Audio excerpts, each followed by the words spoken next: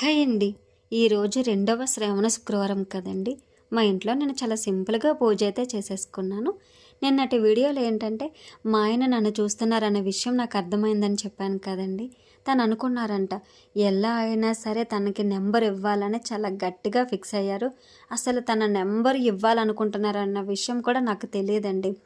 ఇంకొక విషయం ఏంటంటే మా ఇల్లు చాలా చిన్నదే, అందులోని ఒకటే గుమ్మం ఉంటుంది.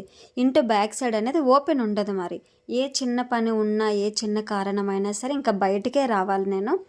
అలా ఏంటంటే నేను ఒకవేళ మా ఇంటి పక్కకి వెళ్ళినప్పుడు కానీ ఎటువైపు వెళ్ళినా సరే, ఎటువైపు వెళ్తున్నానో అటువైపు అబ్జర్వ్ చేసి ఒక చిన్న పేపర్ మీద నెంబర్ రాసి వేసేవారంటండి. ఒకసారేమో మా ఇంటి పక్కన రోడ్డు ఉంటుంది కదా, ఆ పక్కన వేశారంట. ఇంకొకసారేమో మా ఇంటి ముందు వేశారంటండి. కాకపోతే తను వేస్తున్న విషయం కానీ తను నాకు నెంబర్ ఇవ్వాలనుకుంటున్నారు అనే విషయం కానీ నాకు అప్పటికి తెలియదండి. లాస్ట్ టైం ఇంకా ఎలా అయినా సరే తనకి నెంబర్ చేరాలని చెప్పి ఒక పేపర్ మీద మళ్ళీ రాసేసి నేను నించున్న చోటే కరెక్ట్గా వచ్చి వేశారండి. అదే టైంలో మా నాన్న కూడా అప్పుడే వచ్చారు ఆ నెంబర్ వేస్తున్న ప్లేస్కి. మరి మా నాన్న నెంబర్ చూసారా లేదనేది నెక్స్ట్ వీడియోలో చెప్తాను.